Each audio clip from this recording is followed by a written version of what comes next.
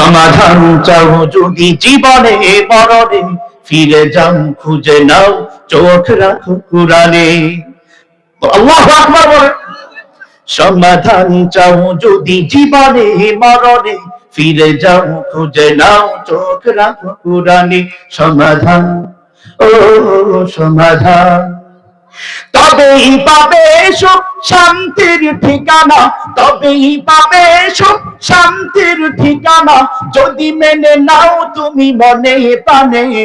সমাধান, সমাধান চাও যদি জীবনে মরণে, ফিরে যাও খুঁজে নাও চোখ রাখো কুরআনে। সমাধান, এ বাণী সকলে নয় শুধু মুমিনের, যারাই চলিবে মেনে ফল পাবে কোরআনের। চিৎকার বলো ঠিক কিনা? এ বাণী সকলে নয় শুধু মুমিনের, যারাই চলিবে মেনে ফল পাবে কোরআনের। ঘরে বলো কিবা রাষ্ট্রে বলো, ঘরে বলো কিবা রাষ্ট্রে বলো, অশান্তি দূর করে শান্তি আনে। সমাধান, ও সমাধান, সমাধান চাও যদি জীবনে মরণে, ফিরে যাও খুঁজে নাও চোখ রাখো কুরআনে। সমাধান। অতএব মুসলমান, আমি আপনাদের সাক্ষী রেখে বলতে চাই, এই কোরআন শুধুমাত্র ওই মক্তবের ভিতরে পড়ে থাকবে না, কোরআনে কারীম মসজিদের তাক পর্যন্ত থাকবে না, অচির ভবিষ্যতে এই কোরআন পার্লামেন্টের সামনে থাকবে। এই কোরআন অনুযায়ী গোটা বিশ্ব পরিচালিত হবে ইনশাআল্লাহ। কোরআনের ছোঁয়া যার গায়ে লাগে সেই দামি হয়ে যায়, কোরআনের স্পর্শ যার গায়ে লাগে সেই শ্রেষ্ঠ হয়ে যায়, কোরআনের স্পর্শ যার গায়ে লাগে তাকেই আল্লাহ তাআলা গোটা জগতের মধ্যে সবচাইতে বিখ্যাত হিসেবে ঘোষণা করে দেন। আল্লাহ রাব্বুল আলামিন তার হাবিবকে সম্বোধন করে কোরআনে কারীমের আয়াত নাযিল করে পাঠালেন, উতলু মা উহিয়া ইলাইকা মিনাল কিতাব। আল্লাহু আকবার। আল্লাহ রাব্বুল আলামিন তার হাবিবকে সম্বোধন করে বলতেছেন, ও পয়গম্বর, আপনাকে আমি দুইটা মিশন দিয়া দুনিয়ার জমিনে প্রেরণ করেছি। এক নাম্বার মিশন হইল উতলু মা উহিয়া ইলাইকা মিনাল কিতাব, আমি আল্লাহ আপনার উপর যেই কিতাব নাযিল করেছি, যেই কোরআন অবতীর্ণ করেছি, আপনি উম্মতের সামনে দাঁড়ায়া দাঁড়ায়া এই কোরআনে কারীমের তেলাওয়াত শোনাতে থাকে।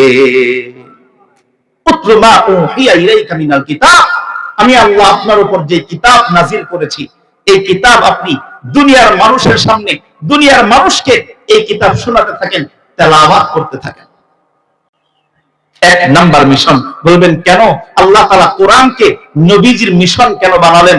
এই কথা, এই উত্তর আল্লাহ রাব্বুল আলামিন সূরাতুল বাকারা 185 নম্বর আয়াতে কারিমার একটা অংশে বলেছেন, উনজিলা ফীহিল কুরআন হুদাল লিন-নাস। ও দুনিয়ার মানুষ, আমি তোমাদের জন্য কোরআন অবতীর্ণ করলাম যাতে করে এই কোরআনের মাধ্যমে গোটা জমিনের মানুষ হেদায়েত প্রাপ্ত হয়ে যাইতে পারে। বলি সুবহানাল্লাহ। তার মানে কোরআনটা হলো হেদায়েতের মাধ্যম। কোরআন কি? হেদায়েতের মাধ্যম। এই কোরআন যেন স্মরণ করে চলবে, এই কোরআন যে সামনে রাখবে, এই কোরআনকে যেই নাকি তার মাতবুর বানাবে, এই কোরআনকে যে তার লিডার বানাবে, আল্লাহ রাব্বুল আলামিনের কোরআন ঘোষণা দেয় হুদাল লিন-নাস, ওই মানুষের জন্য এই কোরআন হেদায়েতের কান্ডারি হয়ে আল্লাহ তাআলার সামনে ওই মানুষটাকে হেদায়েত হিসাবে, হেদায়েতের মাহদুদ হিসাবে আল্লাহ তাআলা কিয়ামতের ময়দানে পেশ করবেন। বলি সুবহানাল্লাহ। বিসমিল্লাহির রহমানির রহিম। উতলু মা উহিয়া ইলাইকা মিনাল কিতাবি ওয়া আকিমিস সালাহ ইন্নাস সালাতা তানহা আনিল ফাহশাই ওয়াল মুনকার ولذكر الله أكبر والله يعلم ما تصنعون. وعن عثمان بن عفان رضي الله تعالى عنه قال قال رسول الله صلى الله عليه وسلم خيركم من تعلم القرآن وعلمه أو كما قال النبي عليه الصلاة والسلام. সাদাকাল্লাহুল আযীম ওয়া সাদাকা রাসূলুহুন নাবিয়্যুল উম্মিয়্যুল কারীম ওয়া নাহনু আলা যালিকা লামিনাশ শাহিদিন ওয়াশ-শাকিরিন ওয়াদ-যাকিরিন ওয়ালহামদুলিল্লাহি রাব্বিল আলামিন। سبحانك لا علم لنا إلا ما علمتنا إنك أنت العليم الحكيم وسبحانك لا فهم لنا إلا ما فهمتنا إنك أنت العزيز الكريم محمد ने आकर मोहम्मद ने आकर कुफर को मिटाया, कुफर को मिटाकर सदाकत बताया।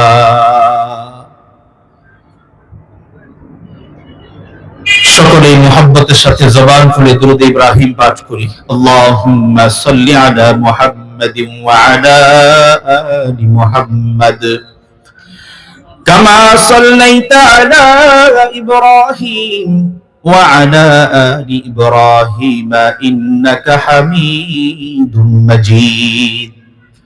আল্লাহুম্মা বারিক আলা মুহাম্মাদিন ওয়া আলা আলি মুহাম্মাদ كما باركت على إبراهيم وعلى آل إبراهيم إنك حميد مجيد। সকলেই পড়ি সাল্লাল্লাহু আলাইহি ওয়াসাল্লাম। রিয়াজুল জান্নাত ইসলামিয়া মাদ্রাসার উদ্যোগে আয়োজিত আজকের এই ইসলামী মহাসম্মেলনের সম্মানিত উস্তাদ মুকাররম সভাপতি সাহেব, আমন্ত্রিত উলামায়ে কেরাম, মুআজ্জাজ মুকাররম মুরব্বিয়ানে কেরাম, আমার সামনে এবং আড়ালে এলাকার ভিন্ন এলাকা থেকে আগত মুসল্লিয়ানে কেরাম, পর্দার অন্তরালে মুআজ্জাজা মুকাররমা আমার মা ও বোনেরা, আল্লাহ পাক রব্বুল আলামিনের বিশেষ মেহেরবানি যে আল্লাহ রব্বুল আলামিন আমাদেরকে এমন একটা দ্বীনি মজলিস, দ্বীনি মাহফিলে বসার তৌফিক দান করেছেন, যেই মাহফিল, যেই দ্বীনি মজলিস এর সাথে সরাসরি আল্লাহ তাআলার কালামের সম্পর্ক, যেই মাহফিলের সাথে সরাসরি আল্লাহ তাআলার দ্বীনের সম্পর্ক, যেই মাহফিলের সাথে সরাসরি আমাদের জনাবে মুহাম্মদুর রাসূলুল্লাহ সাল্লাল্লাহু আলাইহি ওয়াসাল্লামের সম্পর্ক, যেই মাহফিলের সাথে সরাসরি আমার আপনার রব, সকলের রব মহান রব্বুল আলামিনের সম্পর্ক, বলি সুবহানাল্লাহ। আল্লাহ তাআলা আমাদের কেমন মজলিসে আসার তৌফিক দিয়েছেন, এজন্য আমরা খুশি না বেজার? যদি খুশি হয়ে থাকি একটু জবানটা দারাজ করে আল্লাহ তাআলাকে শোনায় দেই, বলি আলহামদুলিল্লাহ। শুকরিয়া কেন করব না বলেন? আমাদের মতো অনেক ভাই বাড়ি থেকে নিয়ত করে বের হয়েছেন আজকের এই মজমায় ঢুকবে, প্রবেশ করবে, দ্বীনি কথা শুনবে, কিন্তু যদি বাস্তবতা খেয়াল করি দেখেন আমাদের মধ্যে অনেক ভাই মাহফিলের আশেপাশে আছেন কিন্তু মাহফিলে ঢোকার তৌফিক আল্লাহ দেন নাই। কথা বলেন ঠিক কিনা? আশেপাশে অনেক মানুষ, অনেক ইমানদার বাড়ি থেকে বের হয়েছে, মাহফিলে আসবে, মাহফিলের নামে বের হয়েছে, নিয়ত করেছে, কিন্তু আল্লাহ নিয়তকে কবুল করেন নাই। নিয়ত কবুল করেছেন আমাদের মতো গুটি কয়েকটা ইমানদারের। বলেন না সুবহানাল্লাহ? এজন্য খুশি না বেজার? বলেন না আলহামদুলিল্লাহ। আসলে আলোচনা তো বড় বড় উলামায়ে কেরাম আসবেন, মুরব্বিয়ানে কেরাম, তারা আলোচনা করবেন। তার আগে আমরা কিছুটা আলোচনা কেন এটা একটু বোঝার চেষ্টা করি। আমরা অনেক জায়গায় মেহমান হিসেবে দাওয়াতে যাই কিনা? কি মুরব্বিয়ানে কেরাম, আপনারা দাওয়াতে যান কিনা? দাওয়াত খান নাই কখনো? দাওয়াতে যখন যাই, দাওয়াতের সামনে যেই টেবিলগুলো সাজানো থাকে, দাওয়াতের যেই দামি খাবার, যেই প্রধান খাবার পোলাও, কুরমা, গোশত, এগুলো দেখবেন শুরুতে টেবিলে সাজানো হয় না। শুরুতে কি দেয়?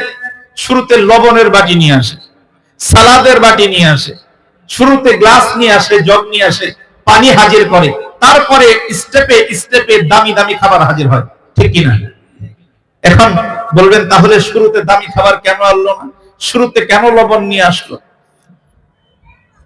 যারা স্বাস্থ্য নিয়ে যারা গবেষণা করেন, এদের একটা মত, খাবার শুরুতে যদি লবণ খাওয়া হয়, আমরা এটা অনেকে আবার সুন্নত হিসেবে পালন করি, এটা ভুল তথ্য। খাবার শুরুতে লবণ খাওয়া এটা সুন্নত না।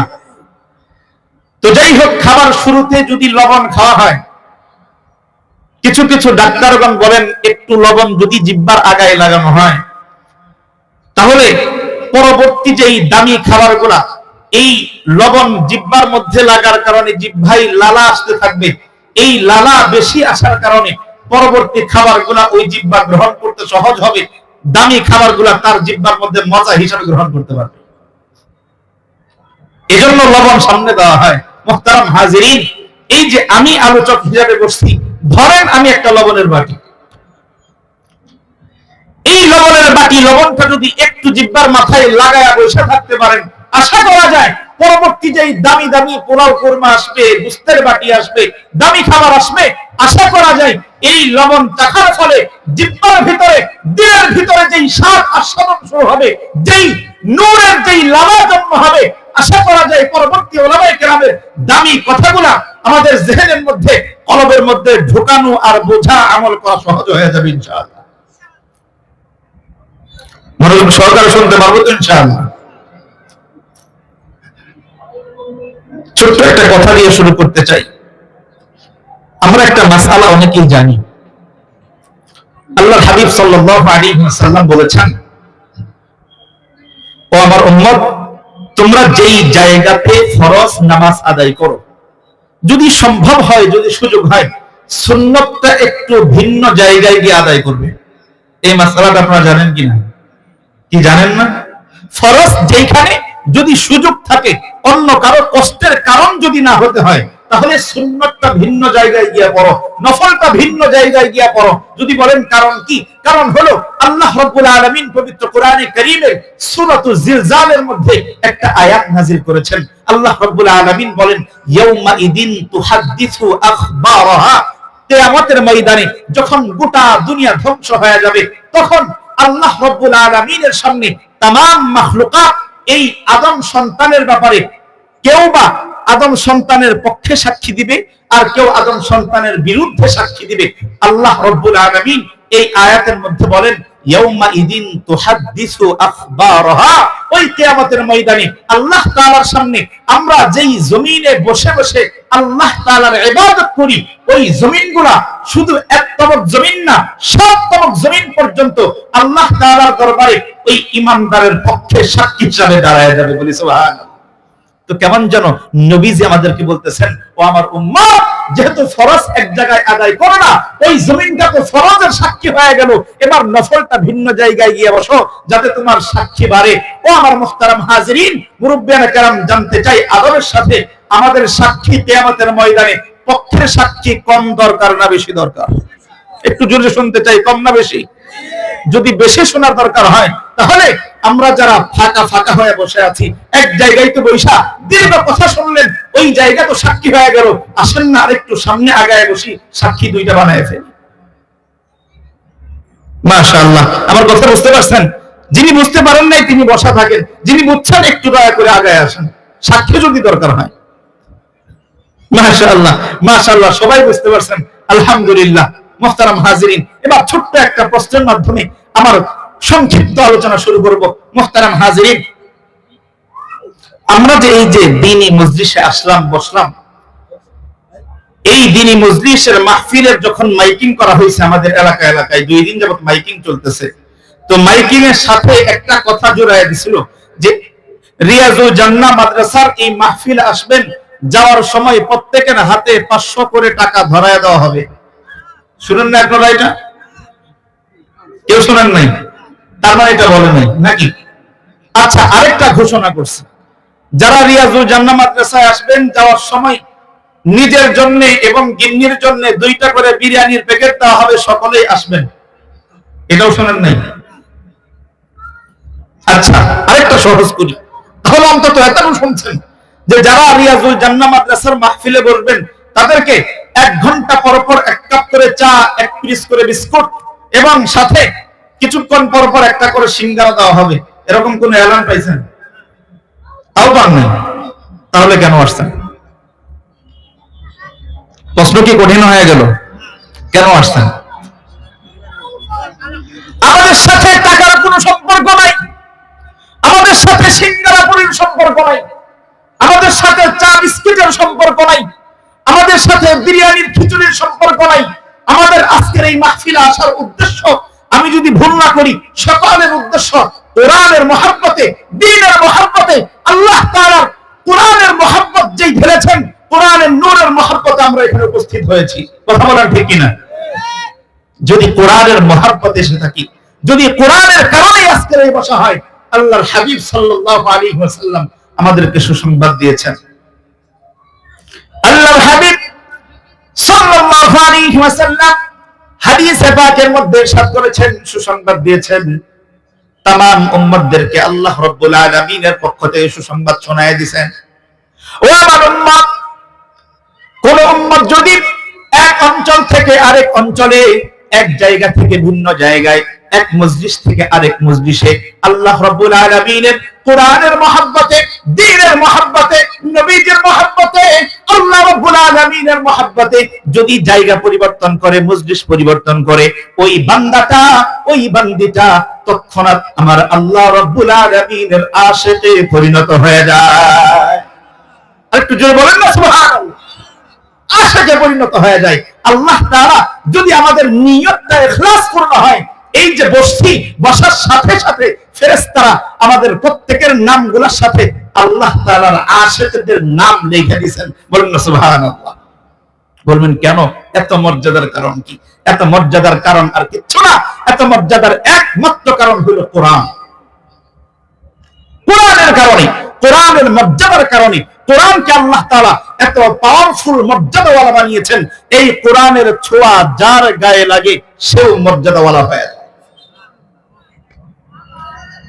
যদি একটু প্রমাণ পেশ করতে চাই, আল্লাহ রাব্বুল আলামিন অসংখ্য অগণিত ফেরেশতা তৈরি করেছেন, অসংখ্য অগণিত ফেরেশতা। সমস্ত ফেরেশতাদের মধ্যে সবচাইতে দামি, সবচাইতে শ্রেষ্ঠ ফেরেশতার নাম হলো জিবরাইল আলাইহিস সালাম। বলবেন কেন? বলবেন কেন? এত ফেরেশতা থাকা সত্ত্বেও মিকাইল আছেন, ইসরাফিল আছেন, মালাকুল মউত আজরাইল আছেন, অসংখ্য গণিত ফেরেশতার মধ্যে আল্লাহ রাব্বুল আলামিন জিবরাইলকে কেন শ্রেষ্ঠত্ব দান করলেন? উত্তর হলো, এই জিবরাইল আসমান থেকে আমার আপনার নবীর উপরে এই কোরআনে কারীম নিয়ে নাজিল করেছেন। এজন্য কোরআনের ছোঁয়ার কারণে আল্লাহ তাআলা লক্ষ কোটি অগণিত ফেরেশতার মধ্যে সবচাইতে শ্রেষ্ঠ ফেরেশতা হিসেবে জিবরাইল আলাইহিস সালামকে ঘোষণা করেছেন। শ্রেষ্ঠ ফেরেশতা। গোটা জমিন, গোটা জমিনের মধ্যে সবচাইতে দামি জায়গার নাম হইল মক্কা আর মদিনা। সন্দেহ আছে না? সবচাইতে দামি জায়গার নাম মক্কা আর মদিনা। বলবেন কারণ কি? কারণ একটাই, কারণ আল্লাহ রাব্বুল আলামিন আসমান থেকে কোরআনে কারীম নাযিল করেছেন বাংলার জমিনে না, ইন্ডিয়ার জমিনে না, পাকিস্তানের জমিনে না, ভারতের জমিনে না। আল্লাহ রাব্বুল আলামিন এই কোরআন মক্কা আর মদিনায় নাযিল করেছেন।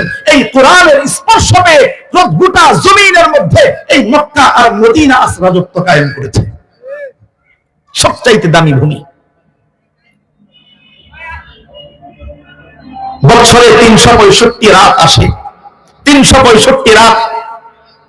365 রাতের মধ্যে সবচাইতে রাজা যেই রাত, দামি যেই রাত, ওই রাতের নাম হইল লাইলাতুল কদর, শবে কদর। কেন দামি হইল? দামি হওয়ার কারণ একটা, কারণ আল্লাহ রাব্বুল আলামিন বলেন, ইন্না আনজালনাহু ফি লাইলাতিল কদর। ও দুনিয়ার ইমানদার, আমি এই কদরের রজনীতে আসমান থেকে একাধারে একসাথে তোমাদের জন্য কোরআনে কারীম নাযিল করেছি। যেহেতু এই রাতে কোরআন নাযিল হয়েছে, এই কোরআনের বরকতে, কোরআনের ছোঁয়ায় আল্লাহ রাব্বুল আলামিন শবে কদরকে শ্রেষ্ঠ রাত হিসেবে ঘোষণা করেছেন। বছরে মাস কয়টা? কথা বলেন, মাস কয়টা? 12টা। 12 মাসের মধ্যে শ্রেষ্ঠ মাস কোনটা? রমজানুল মুবারক। যদি বলেন কারণ কি? কারণ হইল শাহরু রমাদান উনজিলা ফীহিল কুরআন। আল্লাহ রাব্বুল আলামিন কোরআনে কারীমে ঘোষণা দিয়েছেন রমজান মাস এমন মাস যেই মাসের মধ্যে আল্লাহ কোরআন নাজিল করেছেন। যেহেতু এই মাসে কোরআন নাজিল হয়েছে, এই কোরআনের বরকতে আল্লাহ রাব্বুল আলামিন এই মাসকে পৃথিবীর শ্রেষ্ঠ মাস হিসেবে কোরআনে কারীমের মধ্যে ঘোষণা দিয়ে দিয়েছেন। বলি সুবহানাল্লাহ। কোরআনের ছোঁয়া যার গায়ে লাগে সেই দামি হয়ে যায়, কোরআনের স্পর্শ যার গায়ে লাগে সেই শ্রেষ্ঠ হয়ে যায়, কোরআনের স্পর্শ যার গায়ে লাগে তাকেই আল্লাহ তাআলা গোটা জগতের মধ্যে সবচাইতে বিখ্যাত হিসেবে ঘোষণা করে দেন। আমরা এখানে আসছি যেহেতু কোরআনের মহব্বতে, এজন্য আমাদের দামটাও আল্লাহ তাআলা এমন উচ্চাঙ্গে নিয়েছেন, এমন উঁচুতে নিয়েছেন, সরাসরি কোরআনের মহব্বতে, কোরআনের কারণে আল্লাহ তাআলা তার আশিকান, তার প্রেমিক, তার মহব্বতকারী বান্দা বান্দীদের নামের মধ্যে আমাদের নামটা যোগ করে ফেলেছেন। বলি সুবহানাল্লাহ। কোরআনের এত পাওয়ার, এজন্যই তো আল্লাহ রাব্বুল আলামিন তার শেষ পয়গম্বর, আখেরি পয়গম্বর, যেই পয়গম্বরের মাধ্যমে আল্লাহ তাআলা দ্বীনকে পূর্ণ করবেন, যেই পয়গম্বরের হাত ধরে আল্লাহ তাআলা দ্বীনের খুঁটিকে, দ্বীনের স্তম্ভকে একেবারে পূর্ণতায় পৌঁছাবেন, সেই পয়গম্বরকে আল্লাহ তাআলা কোরআনে কারীমের আয়াত পাঠায়া দুইটা মিশন দিয়ে পাঠিয়েছেন। জোরে বলেন কয়টা মিশন? কয়টা মিশন? দুইটা মিশন। আল্লাহ রাব্বুল আলামিন কোরআনে কারীমের সূরাতুল আনকাবুতের 45 নম্বর আয়াতে কারীমায় আল্লাহর হাবিবকে দুইটা মিশনের কথা শোনায় দিচ্ছেন। আল্লাহ রাব্বুল আলামিন তার হাবিবকে সম্বোধন করে কোরআনে কারীমের আয়াত নাজিল করে পাঠালেন, উতলু মা উহিয়া ইলাইকা মিনাল কিতাব। আল্লাহু আকবার। আল্লাহ রাব্বুল আলামিন তার হাবিবকে সম্বোধন করে বলতেছেন, ও পয়গম্বর, আপনাকে আমি দুইটা মিশন দিয়া দুনিয়ার জমিনে প্রেরণ করেছি। এক নাম্বার মিশন হইল উতলু মা উহিয়া ইলাইকা মিনাল কিতাব। আমি আল্লাহ আপনার উপর যেই কিতাব নাজিল করেছি, যেই কোরআন অবতীর্ণ করেছি, আপনি উম্মতের সামনে দাঁড়ায়া দাঁড়ায়া এই কোরআনে কারীমের তেলাওয়াত শোনাতে থাকে। উতলু মা উহিয়া ইলাইকা মিনাল কিতাব। আমি আল্লাহ আপনার উপর যে কিতাব নাজিল করেছি, এই কিতাব আপনি দুনিয়ার মানুষের সামনে, দুনিয়ার মানুষকে এই কিতাব শোনাতে থাকেন, তেলাওয়াত করতে থাকেন। এক নাম্বার মিশন। বলবেন কেন আল্লাহ তাআলা কোরআনকে নবীজির মিশন কেন বানালেন? এই কথা, এই উত্তর আল্লাহ রাব্বুল আলামিন সূরাতুল বাকারা 185 নম্বর আয়াতে কারীমার একটা অংশে বলেছেন, উনজিলা ফীহিল কুরআন হুদাল লিন-নাস। ও দুনিয়ার মানুষ, আমি তোমাদের জন্য কোরআন অবতীর্ণ করলাম যাতে করে এই কোরআনের মাধ্যমে গোটা জমিনের মানুষ হেদায়েত প্রাপ্ত হয়ে যাইতে পারে। বলি সুবহানাল্লাহ। তার মানে কোরআনটা হলো হেদায়েতের মাধ্যম। কোরআন কি? হেদায়েতের মাধ্যম। এই কোরআন যেন স্মরণ করে চলবে, এই কোরআন যে সামনে রাখবে, এই কোরআনকে যেই নাকি তার মাতবু বানাবে, এই কোরআনকে যে তার লিডার বানাবে, আল্লাহ রাব্বুল আলামিনের কোরআন ঘোষণা দেয় হুদাল লিন-নাস। ওই মানুষের জন্য এই কোরআন হেদায়েতের কান্ডারি হয়ে আল্লাহ তাআলার সামনে ওই মানুষটাকে হেদায়েত হিসেবে, হেদায়েতের মাহদুদ হিসেবে আল্লাহ তাআলা কিয়ামতের ময়দানে পেশ করবেন। বলি সুবহানাল্লাহ। বলবেন কেমনে? কোরআনের তেলাওয়াত আবার হেদায়েতের মাধ্যম হয় কেমনে? মুহতারাম হাজিরিন, আল্লাহর হাবিবের বিশিষ্ট একটা সাহাবীর নাম আপনাদের সামনে আলোচনা করতে চাই। আল্লাহর হাবিবের সাল্লাল্লাহু আলাইহি ওয়াসাল্লামের বিশিষ্ট এক সাহাবী, নাম হইল তুফাইল ইবনে আমর রাদিয়াল্লাহু তাআলা আনহু। তুফাইল ইবনে আমর রাদিয়াল্লাহু তাআলা আনহু বাড়ি মক্কার বাহিরে। নবীজি থাকেন মক্কায়, তুফাইল ইবনে আমর থাকেন ভিন্ন এলাকায়। দাউস বংশের ব্যক্তিত্ব। তুফাইল ইবনে আমর রাদিয়াল্লাহু তাআলা আনহু বড় একজন ব্যবসায়ী ছিলেন। নবীজি যখন মক্কায় গোটা কাফের মুশরিকদের মাঝে, নবীজি যখন মক্কা থেকে মানুষদেরকে দ্বীনের দাওয়াত পৌঁছাচ্ছেন, তুফাইল ইবনে আমর রাদিয়াল্লাহু তাআলা আনহু তখন ওই মক্কার মধ্যে তার ব্যবসায়ী খাতিরে, ব্যবসায়িক কাজের মধ্যে মক্কায় প্রবেশ করেছে। তুফাইল ইবনে আমর রাদিয়াল্লাহু তাআলা আনহু যখন মক্কায় ঢুকছেন, তো মক্কায় যারা বন্ধু বান্ধব ছিল, আবু জাহাল, আবু লাহাব, উতবা, শাইবা, বড় বড় কাফের মুশরিকদের লিডার যারা ছিল, এই লিডার যখন বন্ধুদের কাছে আসছে তুফাইল ইবনে আমর, ওই মক্কার আবু জাহেল, উতবা, শাইবা সকলেই তুফাইল ইবনে আমর আসার সাথে সাথে সতর্ক করতেছে, ও তুফাইল, মক্কায় তো আসছো, মক্কায় ঢুকছো, তবে সতর্ক হয়ে যাও, চলাফেরায় সতর্ক থাকবা। মক্কায় কিন্তু একটা পাগল বের হয়েছে। বলেন না নাউজুবিল্লাহ, একটু জোরে বলেন না নাউজুবিল্লাহ। মক্কায় কি বের হয়েছে? একটা পাগল বের হয়েছে, নাম হইল মুহাম্মদ।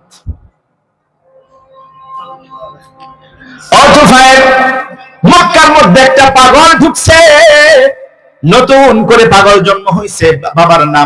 বাবার নাম হইল আব্দুল্লাহ, মায়ের নাম হইল আমেনা।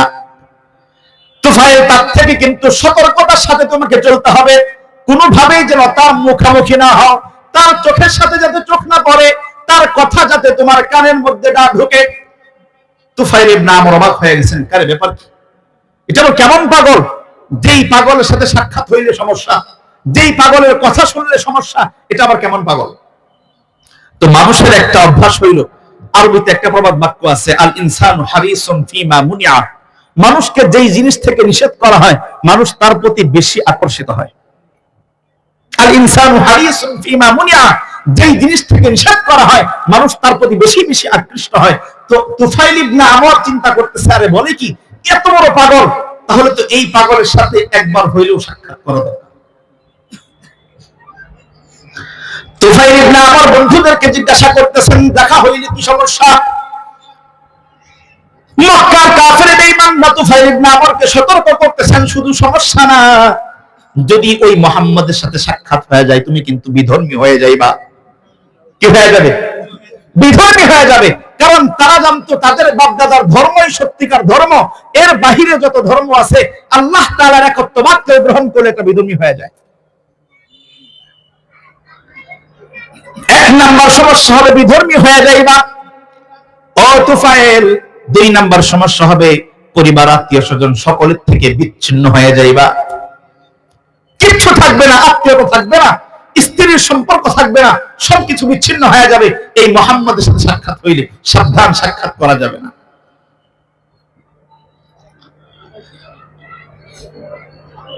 তুফাইল ইবনে আমর রাদিয়াল্লাহু তাআলা আনহু জিজ্ঞাসা করতেছেন, কারণ কি, সে বলে কি, তার বক্তব্য কি একটু শোনাও। এবার মক্কার লিডাররা শোনায়, তার বক্তব্য হইল, এই মুহাম্মদ বলে সে নিজেকে নবী হিসাবে মানুষের সামনে দাবি করে। আসলে কি নবী কি দাবি করার জিনিস? একটু জোরে কথা বলতে হবে। নবী কি দাবি করার জিনিস নাকি আল্লাহ প্রদত্ত জিনিস? দাবি করে কখনো নবী হওয়া যায়? বলেন না, দাবি করে নবী হওয়া যায়? দাবি করে নাস্তিক হওয়া যায়, দাবি করে বেঈমান মুশরিক হওয়া যায়, দাবি করে কখনো নবুয়ত পাওয়া যায় না, দাবি করে কখনো পয়গম্বর হওয়া যায় না। কিন্তু আফসোস আর পরিতাপের বিষয়, আমাদের এই এশিয়াতে, এই ভূখণ্ডে এরকম দাবিওয়ালা এক ভণ্ড আছে, যেই ভণ্ড নিজেকে নবী হিসাবে দাবি করে। বলি নাউযুবিল্লাহ মিন যালিক। নবী তো দাবির জিনিস না, নবী তো হইল আল্লাহ প্রদত্ত জিনিস। দাবি করে ভণ্ড হওয়া যায়, প্রতারক হওয়া যায়, কখনো নবী হওয়া যায় না। কিন্তু আফসোসের ব্যাপার, আমাদের এই রাষ্ট্রে, এই পৃথিবীতে এক ভণ্ড, এক মুরতাদ, এক বেঈমান মুশরিক আছে, যে গোলাম আহমদ কাদিয়ানী নামে, যে নিজেকে নবী হিসাবে নিজেকেই দাবি করে। বলেন না নাউযুবিল্লাহ। যে নিজেকে নবী দাবি করে, সে কি নবী না ভণ্ড? একটু জোরে কথা বলতে হবে, নবী না ভণ্ড? চূড়ান্ত পর্যায়ের ভণ্ড। আপনাদেরকে মাঝখান থেকে একটা ছোট্ট কথা শোনাই। আল্লাহ রাব্বুল আলামিন পৃথিবীর বুকে যত পয়গম্বর প্রেরণ করেছেন, 1,24,000 যেই নবী রাসূল প্রেরণ করেছেন, সমস্ত পয়গম্বরদের একটা বিশেষ গুণ হইল, সমস্ত পয়গম্বরদেরকে আল্লাহ তাআলা উম্মি বানিয়েছেন। উম্মি, উম্মি বুঝেন? উম্মি বলা হয় যিনি দুনিয়ার শিক্ষায় শিক্ষিত না, দুনিয়ার আক্ষরিক জ্ঞানে যিনি জ্ঞানী না। বলবেন কেন? বলেন, দুনিয়ার সিস্টেমে ছাত্রের দাম বেশি না উস্তাদের দাম বেশি? একটু জোরে বলতে হবে, ছাত্রের দাম বেশি না উস্তাদের দাম বেশি? উস্তাদের দাম বেশি। এখন যদি কোন পয়গম্বরকে আল্লাহ রাব্বুল আলামিন আমাদের নবীকে ধরেন, আমাদের নবীকে যদি কোন উস্তাদের কাছে এই দুনিয়ার শিক্ষা শিখাইতেন, তাহলে নবীর চাইতে উস্তাদ বেশি দামি হওয়া যাওয়ার সম্ভাবনা ছিল কিনা? এজন্য আল্লাহ রাব্বুল আলামিন যেহেতু সবচাইতে শ্রেষ্ঠ পয়গম্বর, শ্রেষ্ঠ মানুষ, শ্রেষ্ঠ ব্যক্তিত্ব হিসেবে আল্লাহ রাব্বুল আলামিন পয়গম্বরদেরকে পাঠিয়েছেন, বিশেষ করে সবচাইতে শ্রেষ্ঠ হিসেবে আমাদের নবীকে পাঠিয়েছেন। এজন্য পয়গম্বরদের শিক্ষক দুনিয়ার কোনো শিক্ষক না, দুনিয়ার কোনো ব্যক্তিত্ব না, পয়গম্বরদের শিক্ষক স্বয়ং আমার আল্লাহ রাব্বুল আলামিন। চিৎকার মেরে বলেন আল্লাহু আকবার। পয়গম্বরদের শিক্ষক হন কে? আল্লাহ রাব্বুল আলামিন। যেহেতু আল্লাহ রাব্বুল আলামিন নিজে শিক্ষক, এজন্য পয়গম্বররা দুনিয়ার লেখালেখি জানেন না, দুনিয়ার শিক্ষায় শিক্ষিত হওয়ার দরকারও নাই, করেনও না, আল্লাহ তাআলা করানো নেই। তার মানে আমাদের নবী দুনিয়ার শিক্ষায় শিক্ষিত, পিছনের কোন নবী দুনিয়ার শিক্ষায় শিক্ষিত? লিখতে জানেন, পড়তে জানেন। এজন্য যেহেতু দুনিয়ার কোন শিক্ষায় কোন পয়গম্বর শিক্ষিত না, এজন্য কোন নবী, তার উপর নাজিলকৃত কিতাব, তার উপর নাজিলকৃত ওহী, তার উপর নাজিলকৃত তাওরাত, ইনজিল, জাবুর, কোরআন, আমাদের নবী পর্যন্ত নিজের কিতাব নিজে লেখেননি। বুঝলেন না কথা? আমাদের নবী কি নিজের কিতাব নিজে লিখছেন, না সাহাবায়ে কেরামদেরকে দিয়ে লেখাইছেন? কোন পয়গম্বর শিখান নাই, কোন পয়গম্বর লেখেন নাই। যেখানে কোন পয়গম্বরের নজির নাই, সেখানে এক ভন্ডের নজির আছে। গোলাম আহমদ কাদিয়ানী নিজের কিতাব নিজে লিখে গেছে,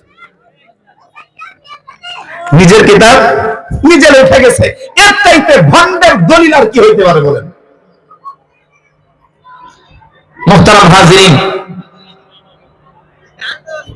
আমরা স্পষ্ট ভাষায় বার্তা দিতে চাই, স্পষ্ট বাক্য উচ্চারণ করতে চাই। আমাদের জান নিয়ে ছিনিমিনি খেলা হইতে পারে, সহ্য করব, কোনো কথা নাই। আমাদের রাষ্ট্র নিয়ে ছিনিমিনি খেলা হইতে পারে, সহ্য করব, কোনো কথা নাই। আমাদের জিন্দেগি, আমাদের পরিবার পরিজন সবকিছু নিয়ে ছিনিমিনি খেলা হইতে পারে, সহ্য করব, কথা নাই।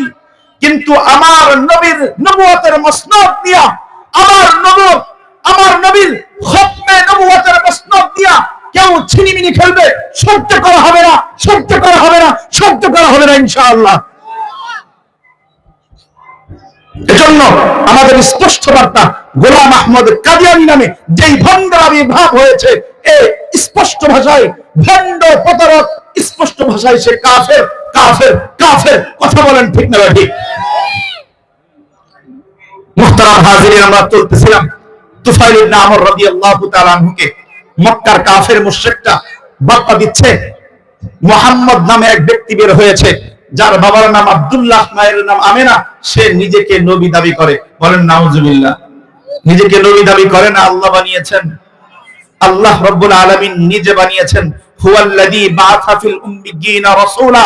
আল্লাহ রাব্বুল আলামিন কোরআনে কারীমের অসংখ্য আয়াতে কারীমার মধ্যে নিজে ঘোষণা দিয়েছেন, আল্লাহ তাআলা নিজের পক্ষ থেকে তোমাদের জন্য হাদিয়া স্বরূপ, তোমাদের জন্য হেদায়েতের কান্ডারি হিসাবে মুহাম্মদুর রাসূলুল্লাহকে তোমাদের জন্য নবী আর রাসূল বানায়া পাঠাইছেন। বলেন না সুবহানাল্লাহি ওয়া বিহামদি। মুহতারাম হাজিরিন, আপনাদের মনে আছে না ভুলে গেছেন? তুফাইল ইবনে আমর রাদিয়াল্লাহু তাআলা আনহুকে এবার যখন অনেক সতর্ক করা হয়েছে, এই ব্যক্তির ধারে কাছে যাওয়া যাবে না, সতর্ক থাকতে হবে। এই ব্যক্তির কথা শোনা যাবে না, সতর্ক থাকতে হবে। যদি কথা শোনো বিধর্মী হয়ে যাইবা। তুফাইল ইবনে আমর রাদিয়াল্লাহু তাআলা চিন্তা করছেন না, আমি আমার বাপদাদার ধর্ম ছাড়তে চাই না, তাহলে বলো আমাকে কি করতে হবে? কথা বুঝতেছেন? আমাকে কি করতে হবে পরামর্শ দাও। এবার মক্কার মুশরিক লিডাররা পরামর্শ দিল, তাহলে যেহেতু তুমি তাওয়াফ করতে যাইবা, তখনকার মুশরিকদের সিস্টেম ছিল যে যেখান থেকে আসো আগে আল্লাহর ঘর কাবা ঘরটা তাওয়াফ করতে। কাবা ঘর কি শুধু মুসলমানদের না গোটা বিশ্বের জন্য হেদায়েতের মাধ্যম? কাবা ঘর কি এটা রহমত শুধু মুসলমানদের না গোটা বিশ্বের জন্য রহমত?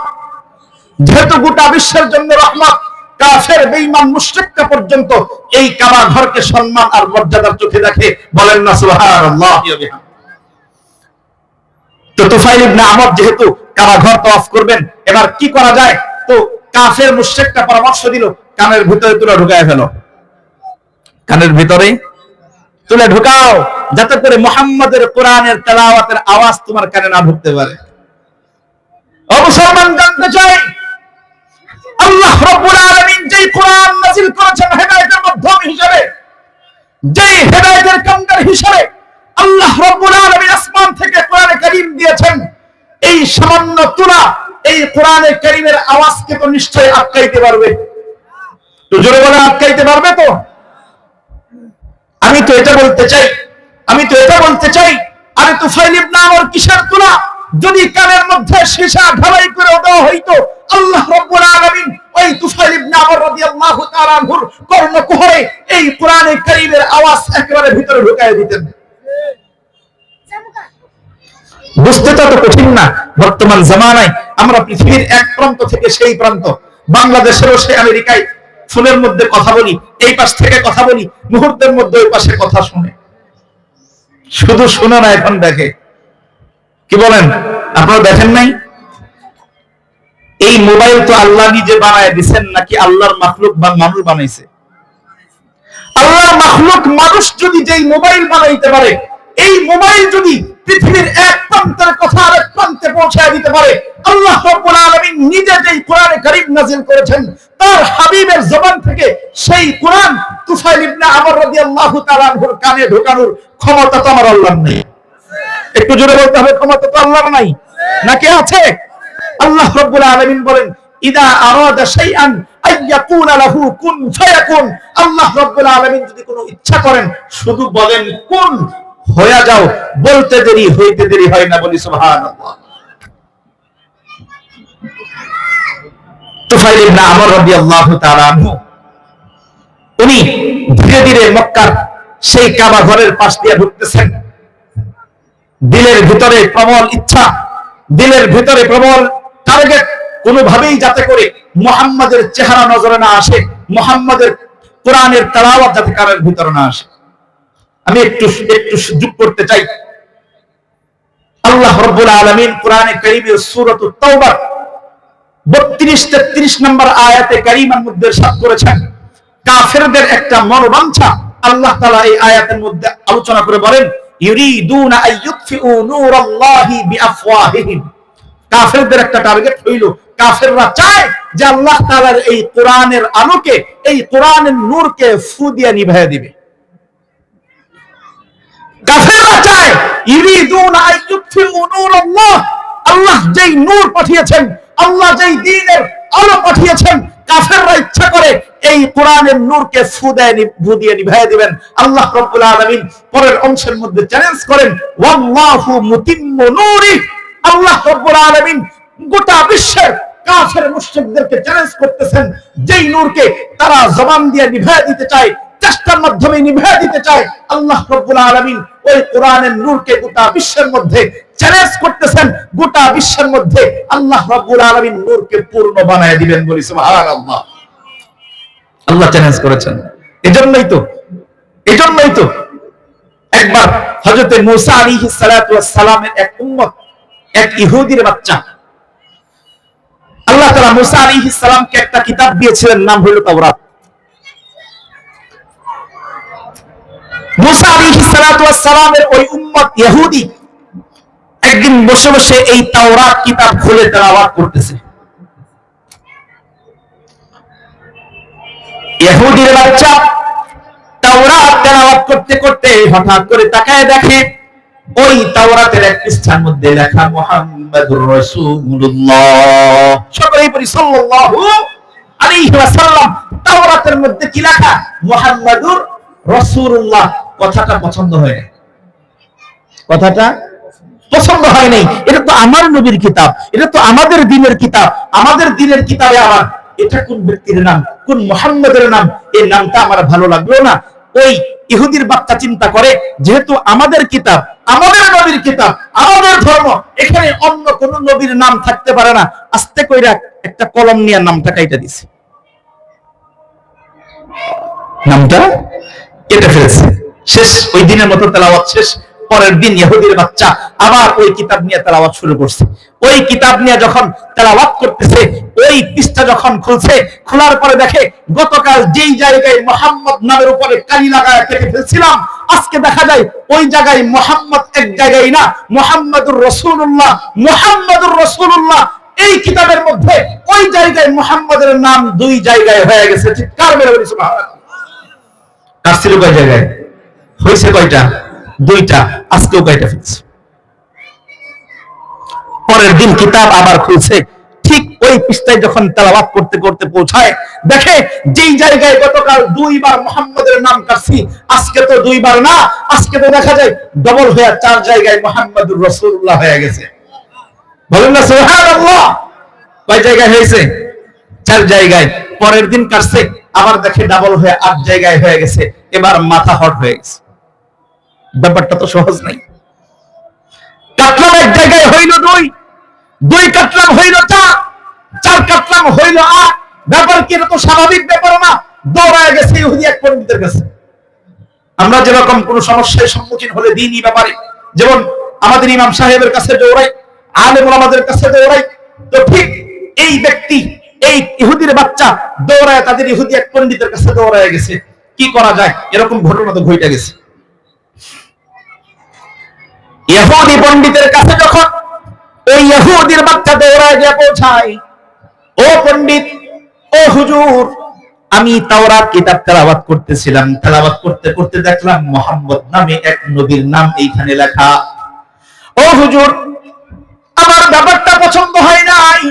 যেহেতু কিতাবটা আমাদের, ধর্মটা আমাদের, নবীও আমাদের, মুসা পয়গম্বর, এখানে মুসা নবীর নাম থাকবে কিন্তু অন্য মুহাম্মদ নাম কেন থাকবে? এই জন্য আমি 1 জায়গায় কেটে ফেলেছিলাম, কিন্তু পরের দিন খুলে দেখি 2 জায়গায় হয়ে গেছে। 2 জায়গায় কাটছি, পরের দিন দেখি 4 জায়গায় হয়ে গেছে। 4 জায়গায় কাটছি, দেখি 8 জায়গায় হয়ে গেছে। দৌড়ে আসছি, সমাধান কি, কারণ কি জানতে চাই, শোনান। এবার ওই পণ্ডিত ডাক্তার বলে, আরে ইহুদির বাচ্চা, কোন জায়গায় হাত লাগাইছ বুঝছ নাই? বলেন আল্লাহু আকবার। কোন জায়গায় হাত লাগাইলি তোর খেয়াল নাই? ও ইহুদির বাচ্চা, শোন, তুই এমন এক নবীর নামের উপর কালি ধরছস, যদি কিয়ামত পর্যন্ত এই তাওরাত কিতাবের এই মুহাম্মদ নাম কাটতে থাকিস, এই মুহাম্মদ নামের কারণে, নাম কাটার কারণে তাওরাতের সমস্ত ইবারত আল্লাহ তাআলা বিলীন করে পুরা কিতাবকে আল্লাহ মুহাম্মদ মুহাম্মদ মুহাম্মদ বানায় দিবেন। কোন জায়গায় হাত লাগাইছিস জানিস না, বুঝতে পারো না বেটা। যেই মুহাম্মাদের নাম কাটলে তাওরাত কিতাব বিলীন হয়ে যায়। মুসলমান জানতে চাই, যেই মানুষগুলো এই কোরআনের মুহাম্মাদের দ্বীনকে বাধাগ্রস্ত করতে চায়, মুহাম্মাদের কোরআনের আইনকে বাধাগ্রস্ত করতে চায়, মুহাম্মাদের দ্বীন নিয়ে সিনেমিনি খেলতে চায়, তামাশা খেলতে চায়, আমরা বলতে চাই সমস্ত জালেম, সমস্ত শাহী মসনদ তসমাস হয়ে যাবে। আল্লাহর কোরআনকে কেউ থামাইতে পারবে না ইনশাআল্লাহ। এজন্য আমরা এই কোরআনকে শুধুমাত্র ব্যক্তি পর্যায়ে না, কি বলেন, এই কোরআন কি শুধু ব্যক্তি পর্যায়ের জন্য, শুধু ব্যক্তির জন্য, শুধু পরিবারের জন্য, শুধু সমাজের জন্য, গোটা পৃথিবীর জন্য আল্লাহ রাব্বুল আলামিন এই কোরআনকে হেদায়েত বানিয়েছেন, এই কোরআনকে শিফা বানিয়েছেন, এই কোরআনকে শান্তির বার্তা বানিয়েছেন। চিৎকার মেরে বলি সুবহানাল্লাহ। সমাধান চাও যদি জীবনে মরণে, ফিরে যাও খুঁজে নাও, চোখ রাখো কোরআনে। আল্লাহু আকবার বলেন। সমাধান চাও যদি জীবনে মরণে, ফিরে যাও খুঁজে নাও, চোখ রাখো কোরআনে। সমাধান, ও সমাধান, তবেই পাবে সুখ শান্তির ঠিকানা, তবেই পাবে সুখ শান্তির ঠিকানা, যদি মেনে নাও তুমি মনে প্রাণে। সমাধান, সমাধান চাও যদি জীবনে মরণে, ফিরে যাও খুঁজে নাও, চোখ রাখো কোরআনে। সমাধান, এ বাণী সকলে নয় শুধু মুমিনের, যারাই চলিবে মেনে ফল পাবে কোরআনের। চিৎকার মেরে বলেন ঠিক কিনা? এ বাণী সকলে নয় শুধু মুমিনের, যারাই চলিবে মেনে ফল পাবে কোরআনের। ঘরে বলো কিবা রাষ্ট্রে বলো, ঘরে বলো কিবা রাষ্ট্রে বলো, অশান্তি দূর করে শান্তি আনে। সমাধান, ও সমাধান, সমাধান চাও যদি জীবনে মরণে, ফিরে যাও খুঁজে নাও, চোখ রাখো কোরআনে। সমাধান। অতএব মুসলমান, আমি আপনাদের সাক্ষী রেখে বলতে চাই, এই কোরআন শুধুমাত্র ওই মক্তবের ভিতরে পড়ে থাকবে না, কোরআনে কারীম মসজিদের তাক পর্যন্ত থাকবে না, অচির ভবিষ্যতে এই কোরআন পার্লামেন্টের সামনে থাকবে। এই কোরআন অনুযায়ী গোটা বিশ্ব পরিচালিত হবে ইনশাআল্লাহ। রাজি আছি তো ইনশাআল্লাহ? এজন্য সবাইকে কোরআনের দিকে আগায় যেতে হবে। যেই পন্থায় কোরআনের আইন গোটা বিশ্বে পরিচালিত হয়, কোরআনের আইন গোটা বিশ্বে প্রতিষ্ঠিত হয়, সেই চেষ্টা আমাদের সকলকে করতে হবে। পারবো তো ইনশাআল্লাহ? মনে আছে আমাদের কথা? তুফাইল ইবনে আমর রাদিয়াল্লাহু তাআলা আনহু কানের মধ্যে তুলে ঢুকায় গেছেন। সময় কম, খুব সংক্ষেপ করতেছি। তুফাইল ইবনে আমর রাদিয়াল্লাহু তাআলা আনহু কানের মধ্যে তুলে ঢুকায়া ওই বাইতুল্লাহ যেই গেটে ঢুকলে মুহাম্মাদের সাথে সাক্ষাৎ হওয়ার চান্স কম, ওই গেট দিয়ে ঢুকছে যাতে সাক্ষাৎ না হয়ে যায়। তাওয়াফ করতেছে তুফাইল ইবনে আমর রাদিয়াল্লাহু তাআলা আনহু, উনি সাহাবায়ে কেরামদের কাছে ওনার ইসলাম গ্রহণের ঘটনা বর্ণনা করতেছেন। ও আমার সাহাবীরা শুনো, আমি যখন কাবা ঘর তাওয়াফ করতেছিলাম, আমার খুব সচেতনতা ছিল কোনোভাবেই যাতে করে মুহাম্মাদের সাথে সাক্ষাৎ না হয়ে যায়। কিন্তু ঘটনাক্রমে আল্লাহ তাআলার ফজল, আমি তাওয়াফ করতেছি, হঠাৎ করে আমার তুফাইলের এই দুই চোখের নজর পড়ে গেছে।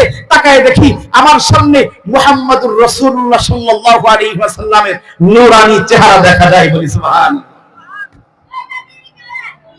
বলেন না, নবীর চেহারা দেখার পরে চোখ কেমন হইতে পারে?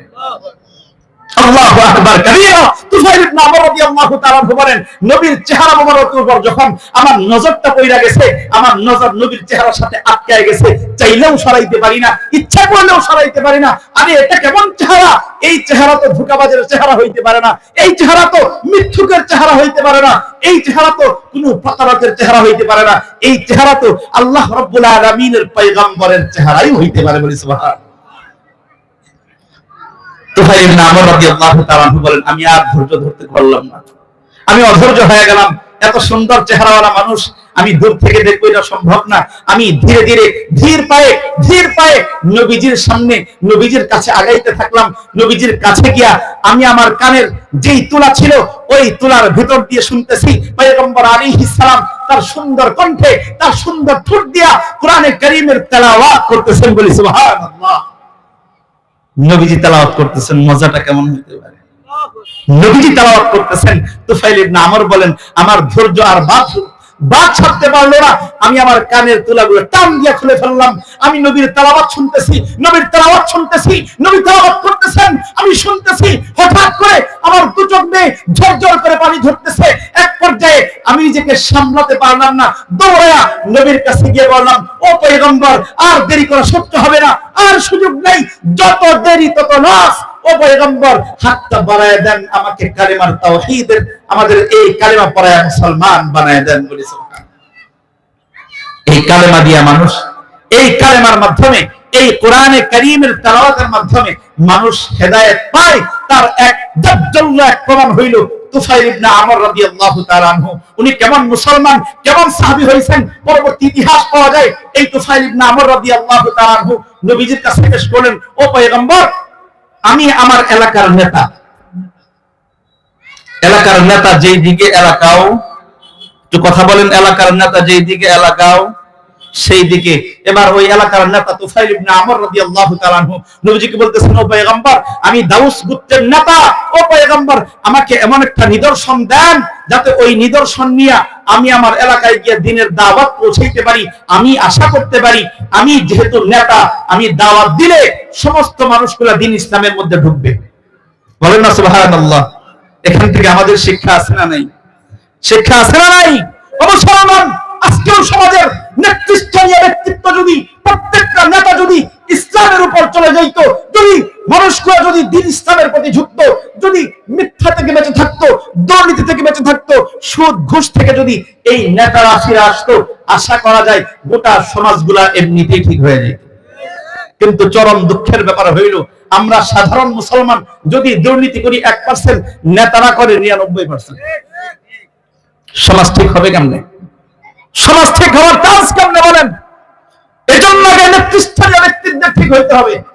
মুসলমান সময় নেই। তুফাইল ইবনে আমর রাদিয়াল্লাহু তাআলা আনহু উনি নবীজিকে যখন এই আবদার করছেন, ইয়া রাসূলুল্লাহ, আমার জন্য একটু দোয়া করেন, আল্লাহ যেন একটা নিদর্শন দিয়ে দেন। পয়গম্বর দোয়া করছেন, ওনার হাতে যে লাঠি ছিল, উনার হাতে যে লাঠি ছিল, ইতিহাসের মধ্যে আসছে আল্লাহর হাবিব দোয়া করছেন, ওই লাঠিটা এরকম লাইট হয়ে গেছে। বলি সুবহানাল্লাহ।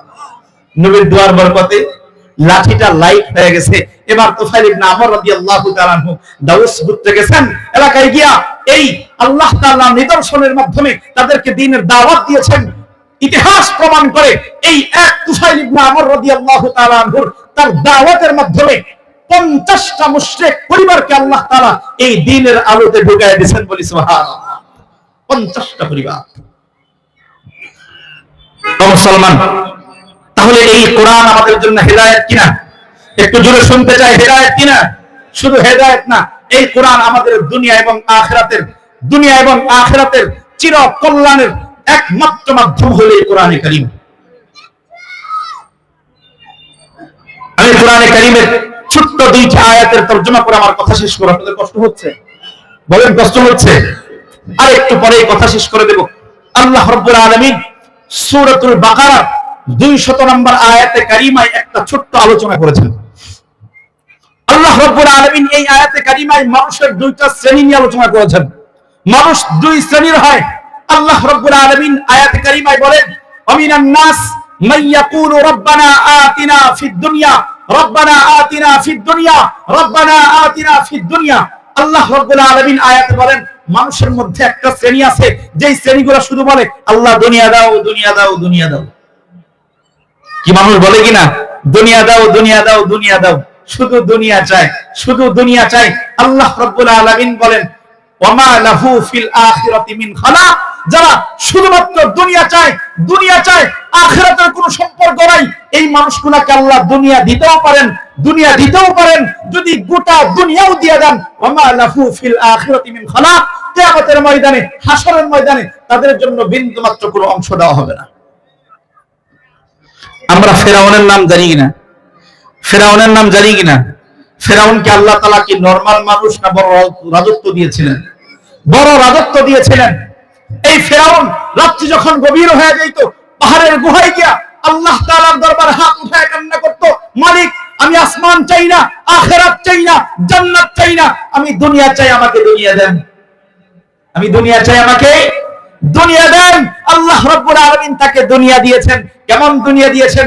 একটা কথা বলতে চাই, ফেরাউন ইতিহাসের কিতাবের মধ্যে পাওয়া যায়, এই ফেরাউন দুনিয়ার জিন্দেগিতে 400 বছর হায়াত পেয়েছে। কত বছর? 400 বছর হায়াত পেয়েছে। এই 400 বছরের হায়াতের জিন্দেগিতে কখনো একটু মাথা ব্যথাও হয়নি। বলেন না আল্লাহু আকবার। কি চাইছে? ফিদ দুনিয়া, ফিদ দুনিয়া, ফিদ দুনিয়া। আখিরাত দরকার নাই। আল্লাহ দুনিয়া এমন দিছে, দুনিয়াতে কষ্ট বলতে কোন জিনিস সে কখনো পায় নাই। কিন্তু যখন তার দুনিয়ার হায়াত শেষ, আখিরাতে তো তার জন্য জান্নাত অপেক্ষা করতেছে। আপনারা কি মনে করেন ফিরআউনের জন্য বড় রাজপ্রাসাদ আছে না একটা, নাকি জাহান্নামের গর্ত? ওমা লাহু ফিল আখিরাতি মিন খালাক। যে শুধু দুনিয়া চায়, আখিরাতে তার কোনো ঠিকানা নাই। দুনিয়াতে পাইতেও পারে, নাও পাইতে পারে। আল্লাহ রাব্বুল আলামিন দ্বিতীয় শ্রেণীর ব্যাপারে আলোচনা করেন, আমিনান নাস আমিনহুম মান ইয়াকুলু রাব্বানা আতিনা ফিদ দুনিয়া হাসানা ওয়া ফিল আখিরাতি হাসানা। আল্লাহ রাব্বুল আলামিন বলেন, মানুষের মধ্যে আরেকটা শ্রেণী এরকম আছে যারা বলে ফিদ দুনিয়া হাসানা, মালিক দুনিয়াতেও কল্যাণ দেন, ওয়া ফিল আখিরাতি হাসানা, আখিরাতেও কল্যাণ দেন। বলেন না সুবহানাল্লাহ। আমরা কি শুধু দুনিয়া চাই না আখিরাতও চাই? মুসলমান শুধু দুনিয়াতে না আখিরাতও চাই। রব্বানা আতিনা ফিদ দুনিয়া হাসানা ওয়া ফিল আখিরাতি হাসানা। আমরা দুনিয়াও চাই, আখিরাতও চাই, কিন্তু দুনিয়াও চাই, আখিরাতও চাই। আমাদের সাথে প্রমাণ কি? সাথে প্রমাণ কি? দুনিয়ার সামান্য একটা চাকরির জন্য গেলে একেবারে ওয়ান থেকে নিয়ে জিন্দেগির কতগুলা সার্টিফিকেট আছে সবগুলো দেখাইতে হয়। তাহলে আমরা যে দুনিয়াও চাই, আখিরাতও চাই, প্রমাণ কি? দলিল দরকার আছে না নাই? আরেকটু জোরে শুনতে চাই, দলিল দরকার আছে না নাই? তার মধ্যে অন্যতম একটা দলিল যদি আমরা নির্মাণ করতে চাই, অন্যতম একটা দলিল যদি নির্মাণ করতে চাই, তাহলে এটা হলো কোরআনের দলিল। কোরআনের মাধ্যমে যেই মানুষগুলা এই কোরআনকে আঁকড়ে ধরবে, এই কোরআন শুধু দুনিয়ার জন্য কল্যাণ না, আখিরাতের জন্যও কল্যাণ। দুনিয়ার জন্যও কল্যাণ কোরআন, আখিরাতের জন্যও কল্যাণ। আল্লাহ রাব্বুল আলামিন আমাদেরকে যতগুলো নিয়ামত দিয়েছেন, তার মধ্যে অন্যতম এক নিয়ামতের নাম হলো সন্তান। সন্তান হলো অন্যতম একটা নিয়ামত। আমরা আমাদের সন্তানগুলোকে টার্গেট বানাই, রব্বানা আতিনা ফিদ দুনিয়া, আমরা শুধু সন্তানগুলোকে অনেকেই দুনিয়ার টার্গেট বানাই, আমরা সন্তানগুলোকে ডাক্তার বানাবো, আছে না নাই? একটু আপনাদের কাছে মাসআলা জানতে চাই, কারো সন্তান যদি ডাক্তার হয় কিয়ামতের ময়দানে তার জন্য জান্নাত কয়টা? বলেন। কারো সন্তান যদি বড় প্রকৌশলী হয় কিয়ামতের ময়দানে তার জন্য জান্নাত কয়টা? কারো সন্তান যদি বড় ইঞ্জিনিয়ার হয় কিয়ামতের ময়দানে তার জন্য জান্নাত কয়টা? কারো সন্তান যদি পাইলট হয় কিয়ামতের ময়দানে তার জন্য জান্নাত কয়টা? আছে? আছে। কিন্তু আমরা আমাদের সন্তানগুলোকে এগুলোর মধ্যেই ডুবাইয়া রাখি, এগুলোর মধ্যেই ডুবাইয়া রাখি। মুসলমান, আমি কথা শেষ করব। যদি কেউ আমাদের এই সন্তানগুলোকে দুনিয়া এবং আখিরাত দুই জায়গার জন্য চাই, উভয় জায়গার জন্য চাই, তাহলে আল্লাহ রাব্বুল আলামিন তার হাবিবের মাধ্যমে আমাদেরকে সুসংবাদ দিচ্ছেন, ও দুনিয়ার ইমানদার, তোমাদেরকে যে সন্তান দিয়েছি, এই সন্তান দিয়া তুমি যদি চেষ্টা করো, তুমি যদি ইচ্ছা করো, এই সন্তান তোমার দুনিয়াতেও কাজে লাগবে, এই সন্তান তোমার আখিরাতেও কাজে লাগবে। মুসলমান, জানতে চাই, আমরা কি সন্তান দিয়া শুধু দুনিয়া চাই না আখিরাতে চাই? শুধু দুনিয়া না আখিরাতও? আখিরাতও যদি চাই, তাহলে আমাদের সন্তানদেরকে কোরআনের শিক্ষায় শিক্ষিত করতে হবে। বলবেন লাভ কি? আমি একটা হাদিস শোনায় কথা শেষ করব। আজান হয়ে গেছে। আল্লাহর হাবিব সাল্লাল্লাহু আলাইহি ওয়াসাল্লাম হাদিসে পাকের মধ্যে ইরশাদ করেছেন, তিরমিজি শরীফের 2905 নম্বর হাদিস, আল্লাহর হাবিব সাল্লাল্লাহু আলাইহি ওয়াসাল্লাম হাদিসের মধ্যে বলেন, মান ক্বারাআল কুরআন ফাস্তাযহারাহু ফাআহাল্লা হালালাহু ওয়া হারামা হারামাহু। আল্লাহর হাবিব বলেন, কোন বান্দা যদি কোরআনে কারীম পড়ে এবং কোরআনে কারীম মুখস্থ করে, কোরআনে কারীমের মুখস্থ করেনওয়ালাদেরকে কি বলা হয় আপনাদের ভাষায়? হাফেজ বলা হয়। এই হাফেজ গড়ার কারিগর তো স্কুল, কোথা? মাদ্রাসাগুলো এই হাফেজ গড়ার কারিগর। আল্লাহর হাবিব সাল্লাল্লাহু আলাইহি ওয়াসাল্লামকে আল্লাহ তাআলা যেই দুইটা মিশন দিয়েছেন, শুরুতে আলোচনা করেছিলাম, উতলুমা উহিয়া ইলাইকা মিনাল কিতাব, ও পয়গম্বর, আপনি কোরআনে কারীমের তেলাওয়াত করেন। আমি আপনাদের দরবারে জানতে চাই, মুসলমান, যখন কোন সন্তানকে মাদ্রাসার মধ্যে ভর্তি করানো হয়, এই মাদ্রাসায় প্রথম শিক্ষা কি দেওয়া হয়? একটু বলেন। বিশুদ্ধ কোরআনের তেলাওয়াত। কি শিক্ষা দেওয়া হয়? বিশুদ্ধ কোরআনের তেলাওয়াত শিক্ষা দেওয়া হয়। তার মানে বুঝা গেল, আমরা আমাদের মাদ্রাসাগুলোতে সন্তানদেরকে প্রথমে যে শিক্ষাটা দেওয়া হয়, এই শিক্ষা আমাদের শিক্ষা না, এটা আমার পয়গম্বর আলাইহিস সালাতু ওয়াস সালামের অন্যতম একটা মিশন। কি বলেন? এটা নবীর মিশন কিনা?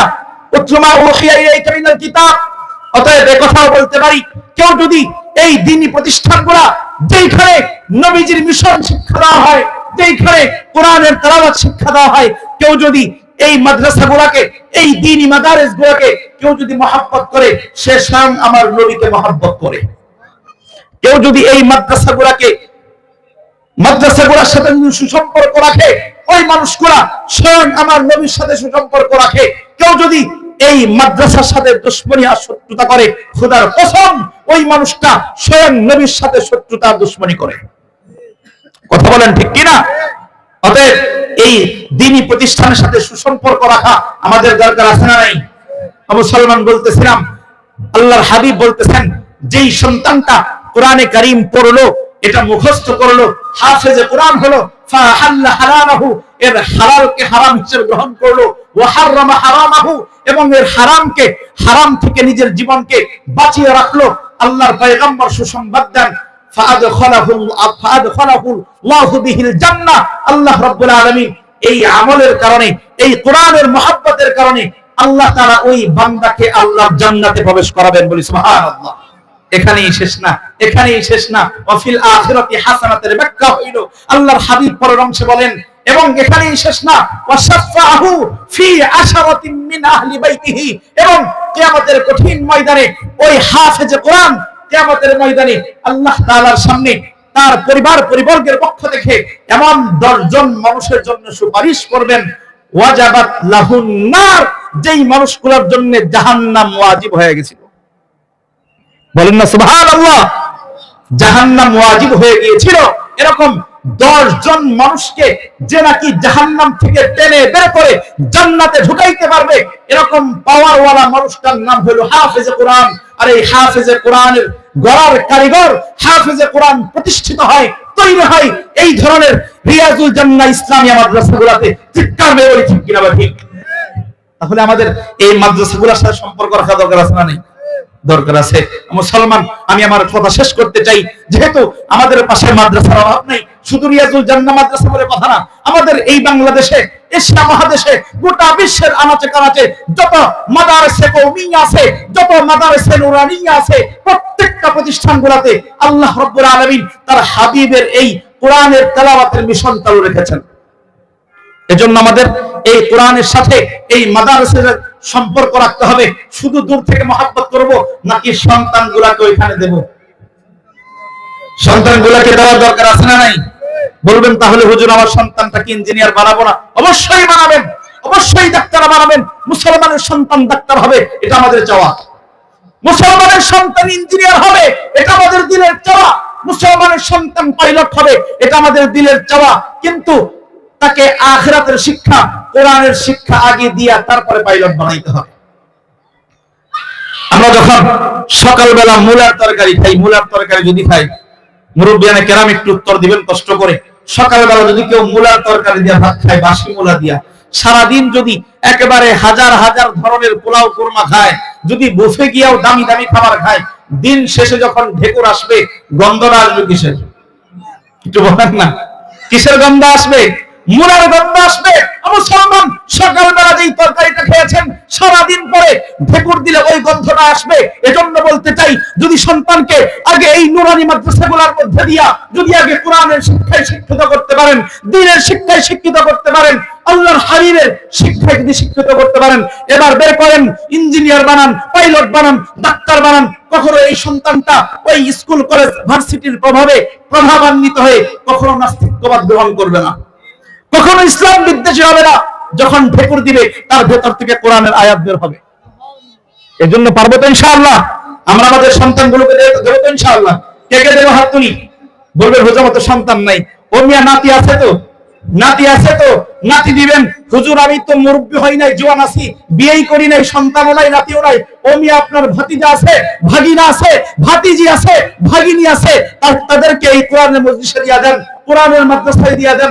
আল্লাহ চাহে তো ফিদ দুনিয়া হাসানা ওয়া ফিল আখিরাতি হাসানা, এই সন্তান আপনার দুনিয়া এবং আখিরাত উভয় জাহানের কল্যাণ নিয়ে মাদ্রাসা থেকে বের হয়ে যাবে ইনশাআল্লাহ।